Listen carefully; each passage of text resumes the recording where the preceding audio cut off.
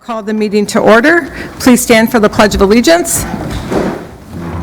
I pledge allegiance to the flag of the United States of America and to the republic for which it stands, one nation, under God, indivisible, with liberty and justice for all.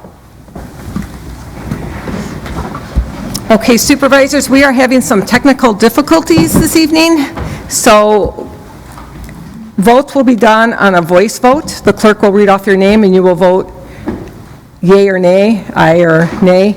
Reggie will do the roll call in a voice roll call as well.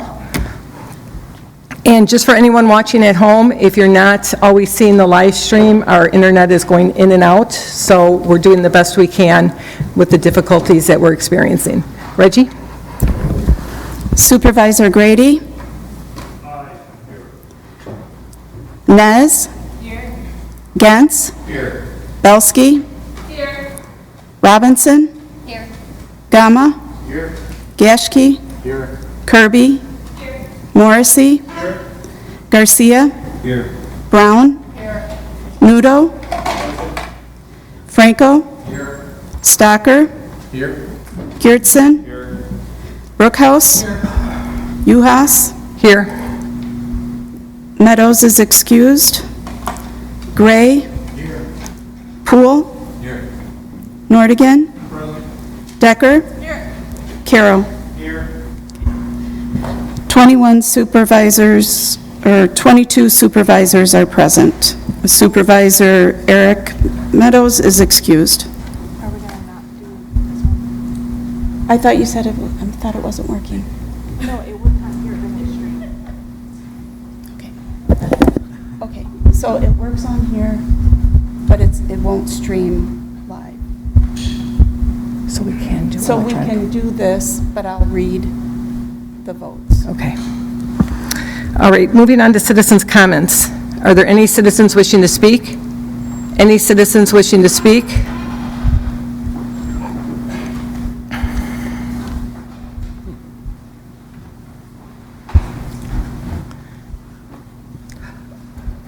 John Franco, 10732 64th Street, Kenosha. A bad precedent was set today. I completely disagree with the county executive's decision to unilaterally approve a campaign news interview with J.D. Vance held in the county courthouse. It was one thing to have a campaign event on public property, such as in Civic Center Park, or even outside of the courthouse steps, which is fine. But it's quite another to hold the interview inside the courthouse.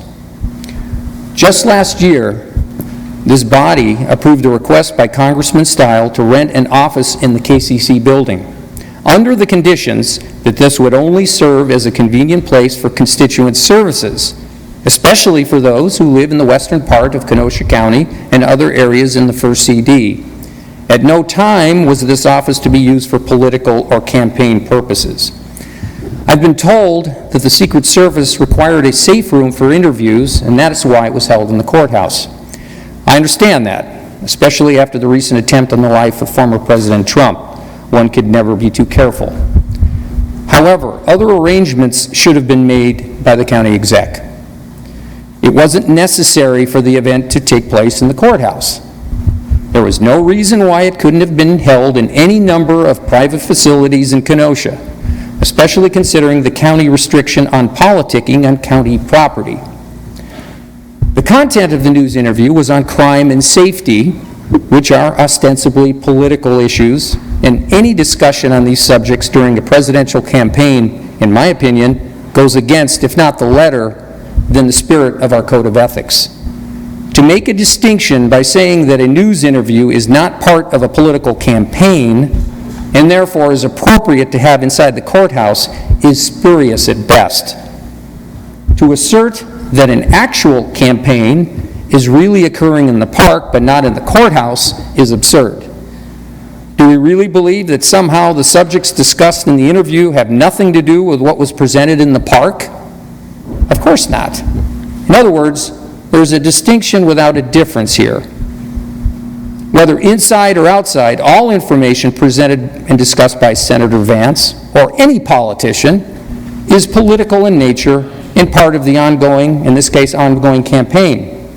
But more importantly, and this is my point, if it isn't acceptable for Congressman Style or any other politician to politic on country or county property, why is it acceptable for a vice presidential candidate to have a political campaign interview in the courthouse? The short answer is, it isn't, and it shouldn't have been approved by the county executive. Thank you, Madam Chair. Thank you, Supervisor Franco. Any other citizens wishing to speak? Any other citizens wishing to speak? Any other citizens wishing to speak? Hearing none, citizens' comments are closed. Next, we will have a presentation on the UW extension by Pamela Larson.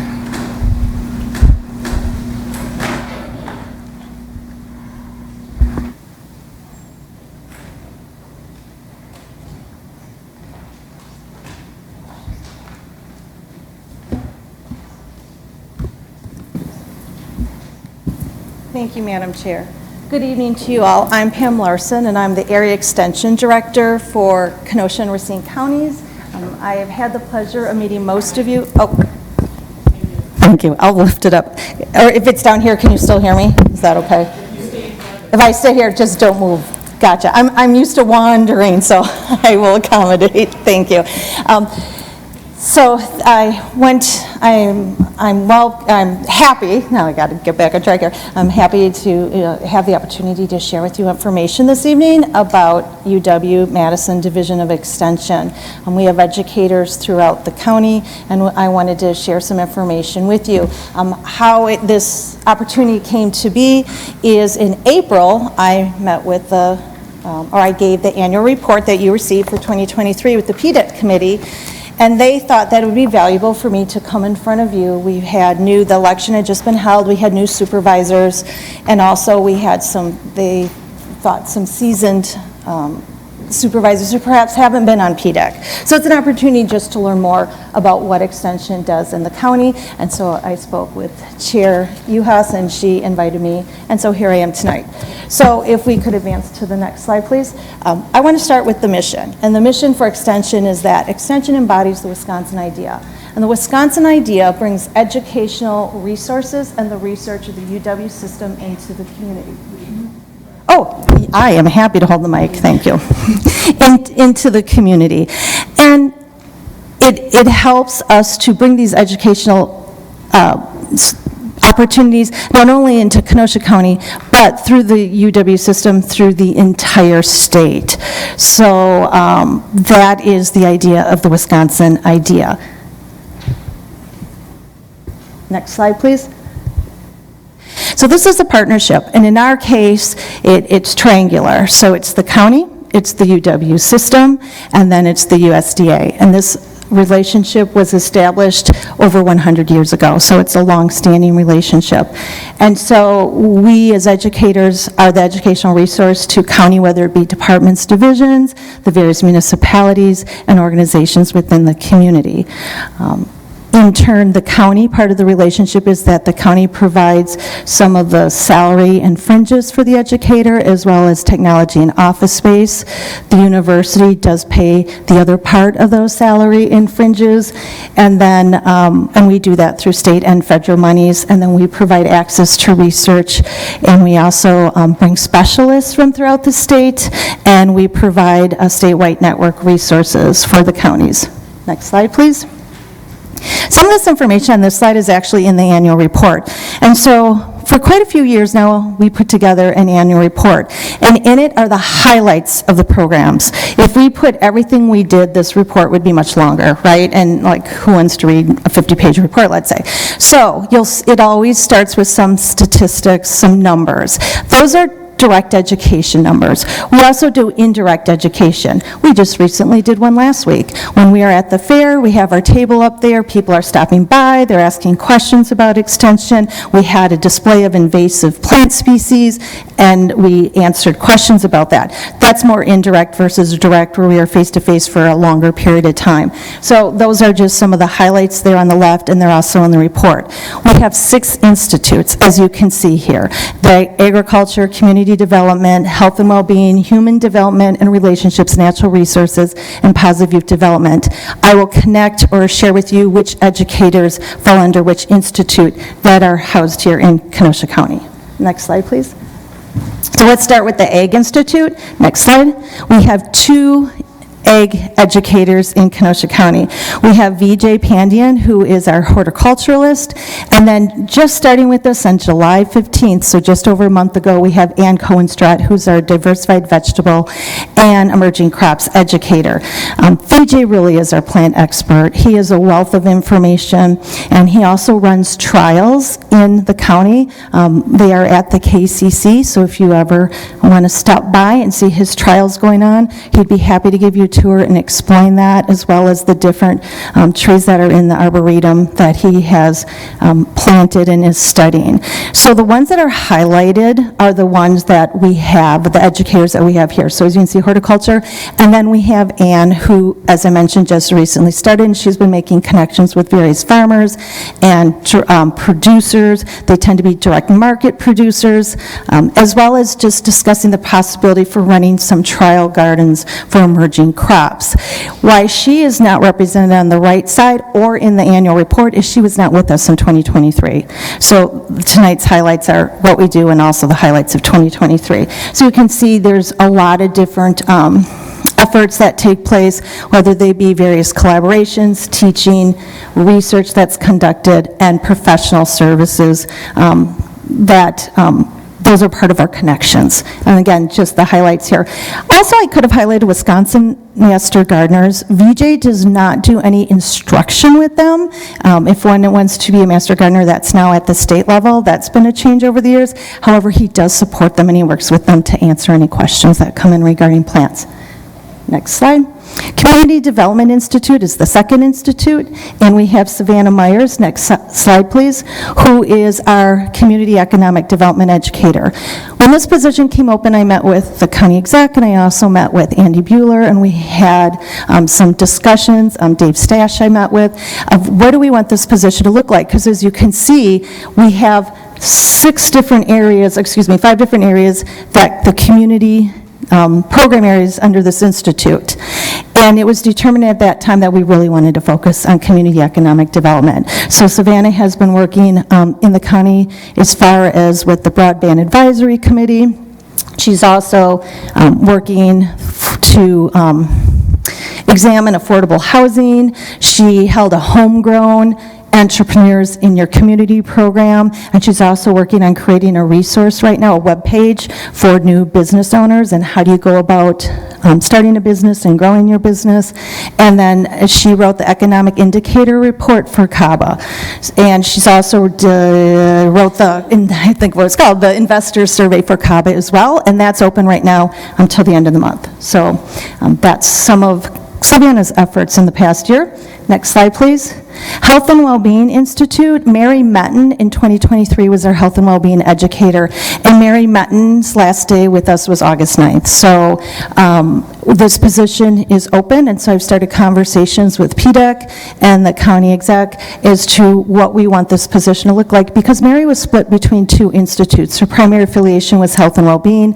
She did work with behavioral health, in particular supporting youth mental health, also did some mental health and self-compassion and with foster families as well. So you can see some of the areas that she was doing her programming in, and FoodWise, which is the next slide please, is also under health and well-being. Now FoodWise educators, that funding is federal funding, but they are part of the institute. They are out in the community doing nutrition education, whether it's teaching, educating youth about fruits and vegetables and getting them to try different ones and sharing with them the value and how healthy they are and that they can be yummy. as well as teaching parents how to plan healthy meals and where to go, what are your best buys. I mean, they'll even do education in a grocery store and show them how to plan a meal given, X amount of dollars. So they engage families in how to choose to eat healthy, and then that exercise piece. And it's families receiving some supplemental nutrition assistance that participate in these programs. And they're reaching out now and making inroads with the farmers markets, that they really want to make sure that they're also working with them. And they do a lot of programming in KUSD. Next slide, please. Positive Youth Development Institute. So we have different programs for the youth in our committees. We have 2 PYD, we call them for short educators. The first is Carolyn Van Sloten, who is our 4-H educator, one of the largest programs in the area. Carolyn, kudos to her. When she started, we had fewer than 400 members. We now have over 700 members. So that means we need more adult volunteers because they are there to assist and support youth. So if anyone's ever interested in being a 4-H adult volunteer, we'd love to have you. But she really focuses on providing opportunities and leadership skills to youth. And we do that through what's called experiential learning, so it's learning by doing. And so the projects that the youth engage in, you'll see them out at the fair, although I do want to point out we are not the fair. Sometimes we have had people who have thought that we run the fair, and that is, as we know, not true that there's a board that does that, but we participate at the fair. Next slide, please. Then we have Camille Carlson, who is our community youth development educator.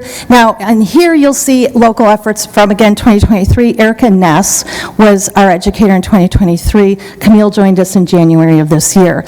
So the 4 main primary areas that we focus on in community youth development is community health, pathways to access college and employment. I'll stress both, the and there. We recognize not everyone wants to go to a tech school or a 4-year school, nor do we promote only UW-Madison when we're out there.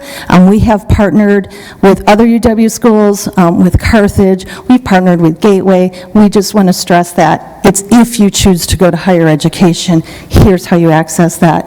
And then there's restorative justice, and of course the program that you are all familiar with, the Youth in Governance program, where we can civically engage youth in local government as well as infuse voice into the decision-making process.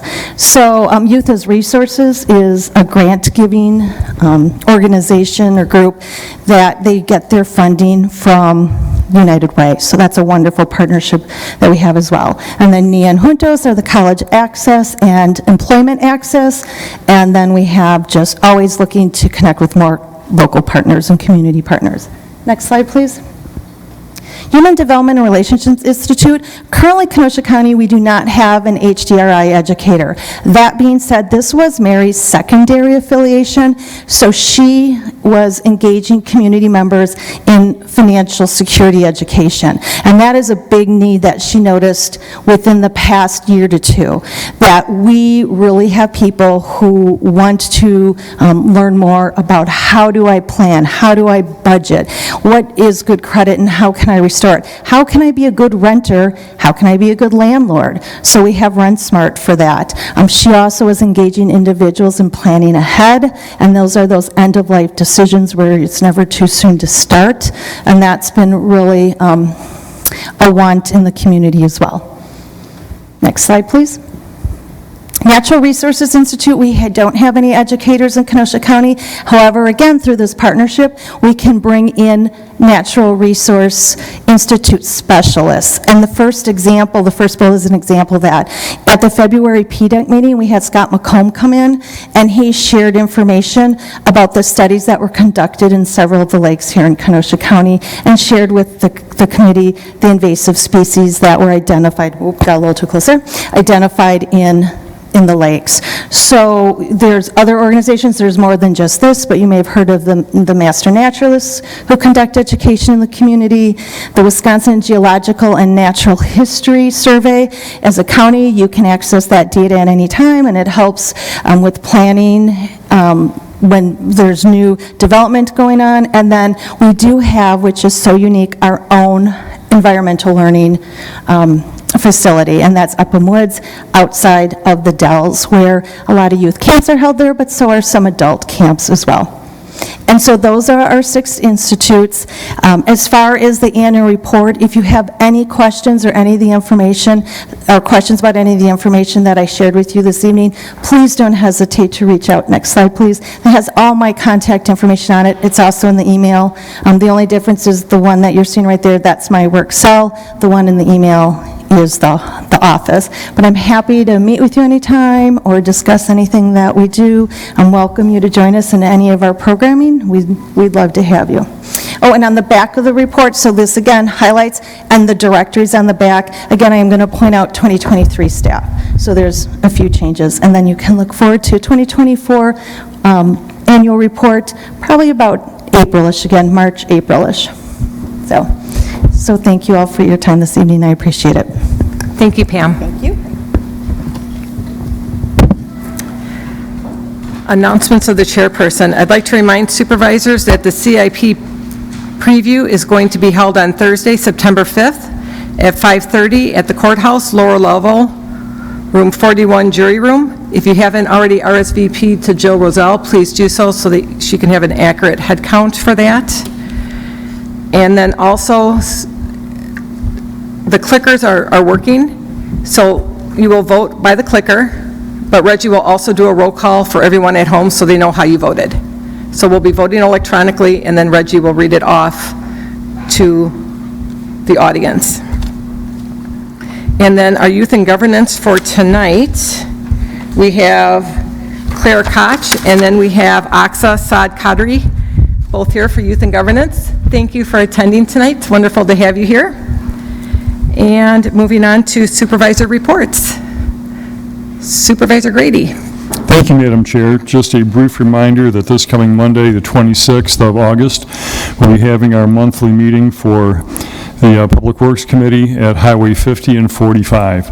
As was alluded to earlier with Extension Education, they have their offices there, as well as County Clerk, Planning Development, and the big one, Highway Department. There is a tour that's scheduled to begin 45 minutes before our usual meeting time of 6:30, so that would be 5:45. You are certainly encouraged to attend, and as a special treat, a tour of the second floor of the KCC building, which a lot of people don't even know there's a second floor there. So put that on your agenda, show up, and we'll look forward to seeing you there. Thank you. Thank you, Supervisor Grady. Supervisor Belsky. Thank you, Chair Uhas. I was invited by Judge Angelina Gabriel to observe in her court last week. I was there from 8 o'clock to 11:30. Tomorrow I finish up from 1:30 to 3:30. And I would encourage all supervisors, especially judiciary and law, to take the opportunity to visit the courts. It's a great learning experience, very insightful, and I'll be back visiting many other courtrooms. I wanted to also remind everyone that Judge Wilk will be coming to speak at Judiciary and Law at our September meeting. Thank you. Thank you, Supervisor Belsky. Supervisor Franco. Thank you, Madam Chair. Just a quick reminder to the board, Brookside Care Center and Willowbrook Assisted Living is having their annual family picnic tomorrow between 10:30 and 2 p.m. That's all. Thank you, Supervisor Franco. Any other supervisor reports? Seeing none, supervisor reports are closed. County executive appointments, 16, Heather Van Oss to serve as Director of Aging and Disability Services. Refer to Human Services Committee. 17, Patricia Merrill to serve on the Wisconsin Counties Utility Tax Association. Refer to Finance and Administration Committee.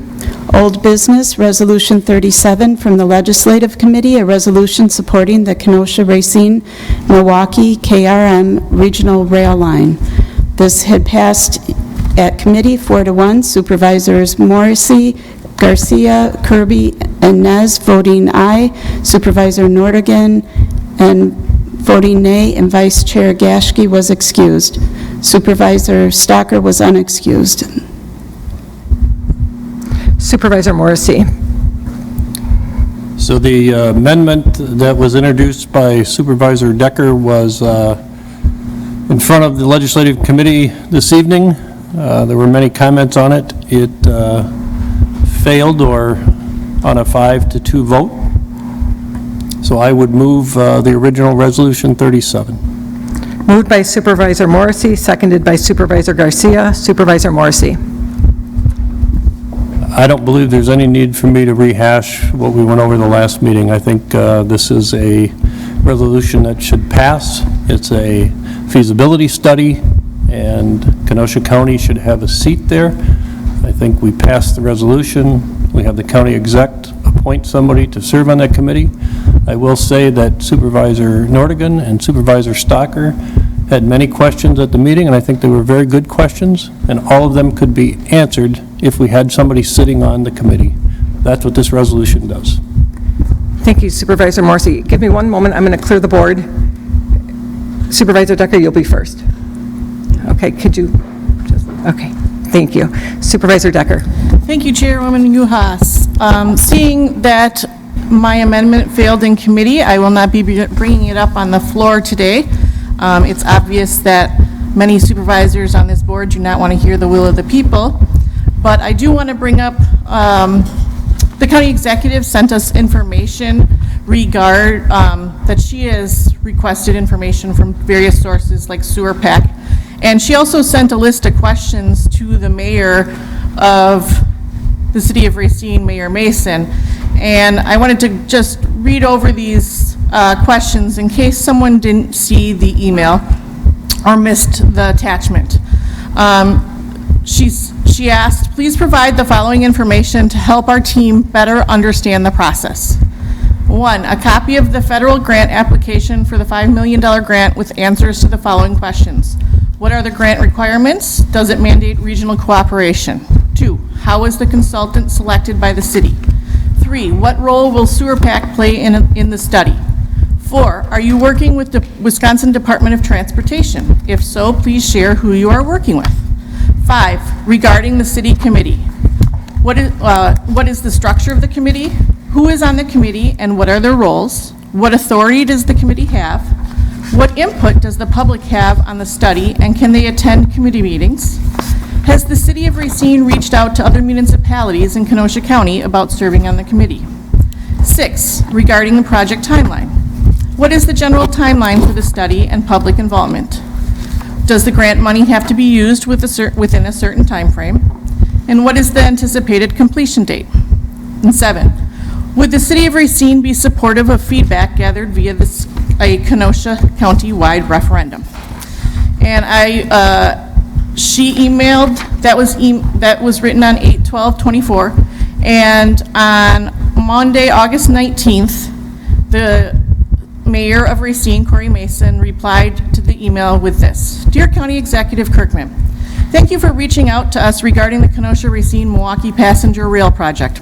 We understand that similar questions have been posed to the Southeastern Wisconsin Regional Planning Commission. Please feel free to continue reaching out to them as your primary point of contact. So the mayor didn't bother to answer a single one of the county executive's questions. Why would we want to join a group with him when he basically gives the middle finger to our county executive and the questions she has? That is ridiculous that the mayor of Racine, who wants regional cooperation supposedly, ignores her questions and says that she asked them of Sewer PAC, which she did not. So if this resolution passes this evening, I will be writing a letter to the county executive requesting that she veto this resolution because we don't have the information that we need. And if anyone would like to sign on to that letter, please contact me after the meeting. Thank you. Thank you, Supervisor Decker. Any other supervisors wishing to speak on this resolution? Supervisor Carroll. Yes, thank you, Madam Chairman. I'm curious, I've heard it several times that passing this resolution is going to give us a seat at the table. I'm just curious, who in the county government is going to be the person sitting at the table, and where is it going to be? Just understanding a little bit more. I mean, I know it's a proverbial saying, but I'm just curious as to who in our county government would be going, and if the time that person is going would be compensated by the grant that the city of Racine has gotten. Is there anyone from Sewer PAC here? No. Supervisor Morrissey, do you have any insight? I don't believe that the time would be reimbursed for whatever county employee is there, and I'm basing that on the two individuals from the city that sit there.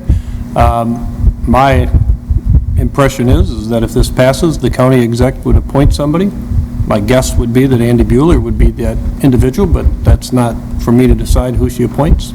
But I don't believe the grant would reimburse. Again, it's not being reimbursed for the city people. That's the best I can tell you. Okay. Thank you. Is there, and then I guess another part of it is there, if we don't know who it is, then we probably don't know how long what kind of commitment it would be of that person to go and to go to the meetings. Is it a 1 year, 2 year process, and a couple times a month, or if we're committing to sitting at the table, I'm just curious as to what time commitments our people, our staff are going to have in this. So, does anybody know that? Supervisor Morrissey? Again, I can't speak totally on it. I can speak on the city. So it's twice a month. The meetings are normally about an hour. They did have a meeting in Milwaukee last week, I believe it was. And the grant, I think, is a 3-year period, but the gentleman from Sewer PAC indicated that they're hoping in the next several months to have the first phase and then move along. But it is a 3-year commitment, so my guess would be that would be roughly, again, how somebody should be serving on this. Thank you. Supervisor Decker? No? Okay. Supervisor Carroll, any other questions, comments? It just seems like that's, by the time travel's involved, it's probably about 3 hours, an hour to Milwaukee, an hour back, and then an hour for the meeting at a minimum. So it seems like a fairly decent time commitment for twice a month. So thank you, I yield. Thank you, Supervisor Carroll. Supervisor Nudo? Thank you. Well, I could go on and on why I am against this amendment, but I'll make it pretty short. The main reason is about having... Supervisor Nudo? Yes. There's no amendment on the floor. We are on the original resolution. Okay, and there, well... The original resolution without Supervisor Decker's amendment. Supervisor Decker did not bring the amendment on the floor. I thought she said that she was bringing that amendment. No, she said she was not bringing the amendment on the floor. So we're on the original resolution that Supervisor Morrissey submitted and passed committee. Okay. Well, I'm gonna, sorry. That's okay. My misunderstanding. right. That's what happens when you get old. But anyways, in that case, I'm all for the resolution. I'm gonna be voting for it. And if I gotta be threatened that the county executive is gonna veto what we do, I'm used to that. I'm not gonna be worried about it. So I urge everybody to pass it because we really need it. And about not caring about our constituents, that's not true. I spoke to many people, not as many as I wanted to do my health condition, but I did speak to many of them. And all the constituents in my district that I spoke to, they're 100% in favor of it. That's all I got to say. Thank you. Thank you, Supervisor Nudo. Any other comments? Hearing none. Roll call has been requested. You will use your electronic device to record your vote. Vote yes if you're in favor of the resolution and no if you are against.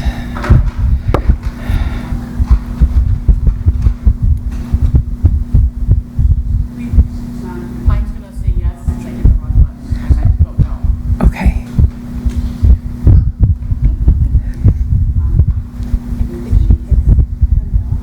Oh, I don't know. I thought it worked. Can you try again, There we go. Supervisor Decker? Because we haven't, submitted it.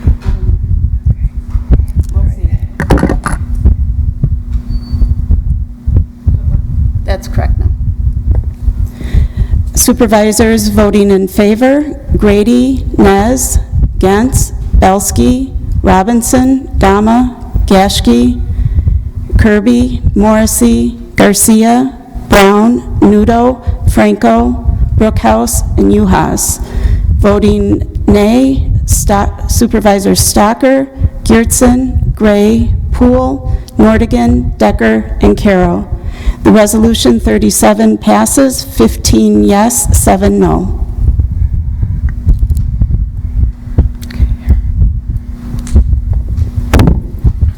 New business, Resolution 38, from the Finance and Administration Committee, a resolution authorizing and providing for the sale and issuance of not to exceed $18,780,000 general obligation promissory notes, Series 2024A, and all related details.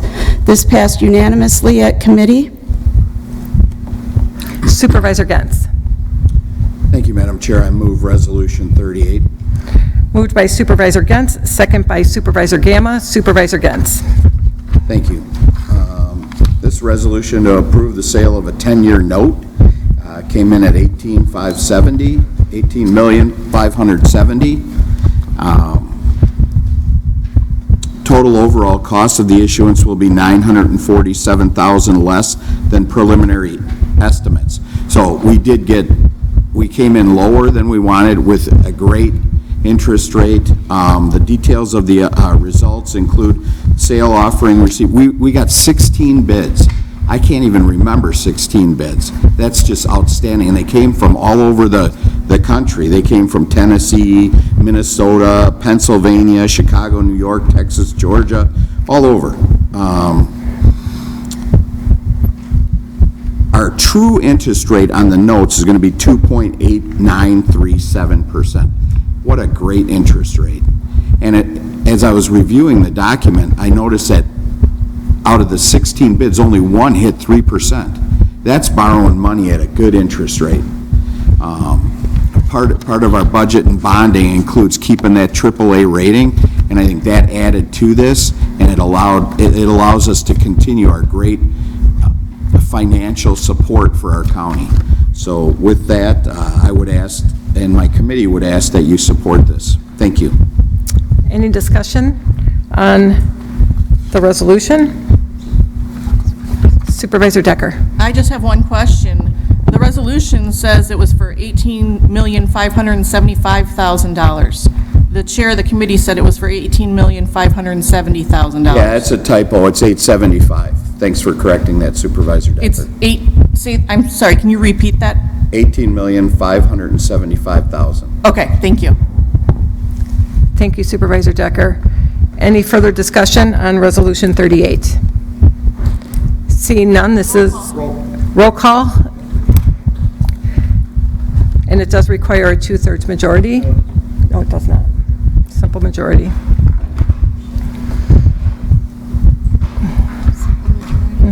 Simple majority. Perfect. Resolution 38 passes unanimously. Resolution 39 from the Human Services Committee, a resolution to approve the appointment of Felix Garcia to serve on the Kenosha County Board of Health. This passed unanimously at committee with Supervisor Poole excused. Hold on one second. I don't have that. Moved, Supervisor Franco. Moved by Supervisor Franco, second by Supervisor Kirby. Supervisor Franco. Thank you, Madam Chair. On August 6th, the Human Services Committee unanimously supported the nomination of Felix Garcia to serve on the Board of Health. Supervisor Garcia will be filling the position vacated by John O'Day. The committee asks for your board's approval. Any discussion on Supervisor Garcia's appointment? Seeing none, all in favor? Aye. Opposed? Motion carries. Resolution 40 from the Judiciary and Law Enforcement Committee, a resolution to approve the appointment of Gregory Bolt to serve on the Kenosha County Local Emergency Planning Committee Group 2 Transportation Representative.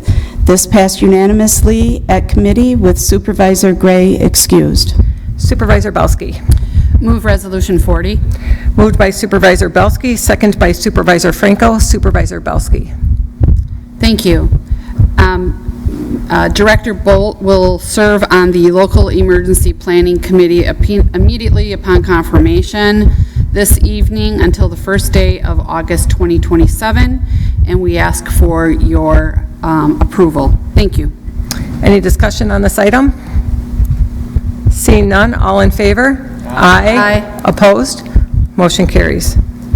Resolution 41 from Judiciary and Law Enforcement Committee, a resolution to approve the probationary cabaret license for Jetty's Bar, 1660 240th Avenue in the town of Brighton.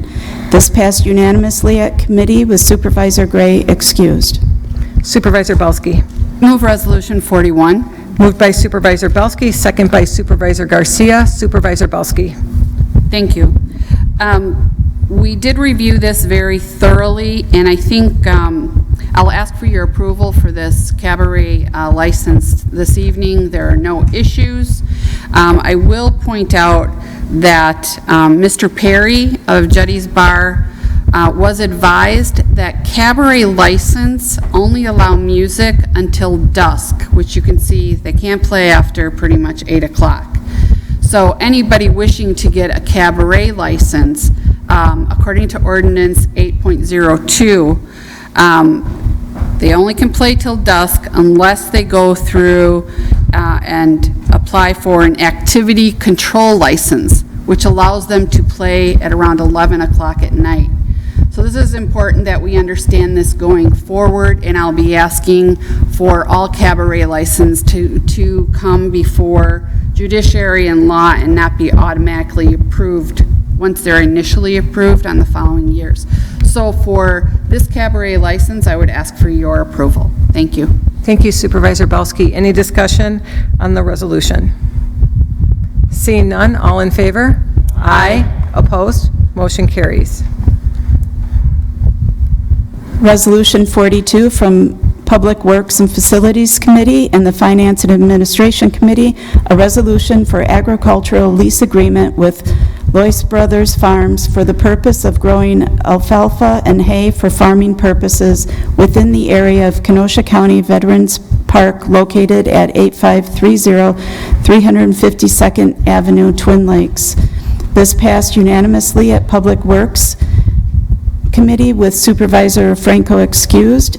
This passed at Finance and Administration Committee at 5-2.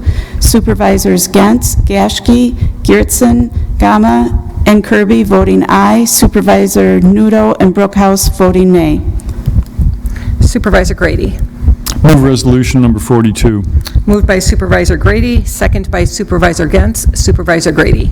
Thank you, Madam Chair. We had some discussion in committee, and it appears to be a mutually beneficial arrangement between the county and the farmer that operates a small parcel for, I believe it's hay and straw, and we'd ask your approval this evening.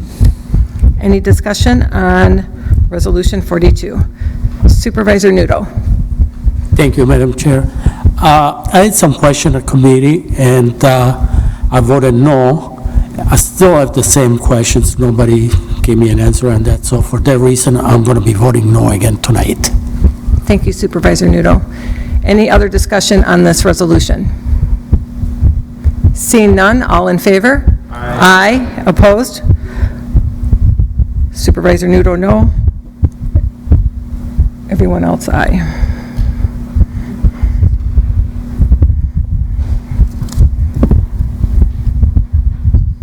Communications, 37, communication from Andy M. Bueller regarding future items scheduled before the Planning, Development, and Extension Education Committee. Receive and file. 38, communication from Judiciary and Law Enforcement Committee, a resolution to approve the 2024 WCS contract. refer to Judiciary and Law Enforcement and Finance Administration Committees. The approval of the August 6, 2024 County Board meeting minutes by Supervisor Grady. Supervisor Grady. Move the approval. Second. Motion by Supervisor Grady, second by Supervisor Nudo. Any discussion on the item? Seeing none, all in favor? Aye. Motion to adjourn by Supervisor Decker, second by Supervisor Morrissey.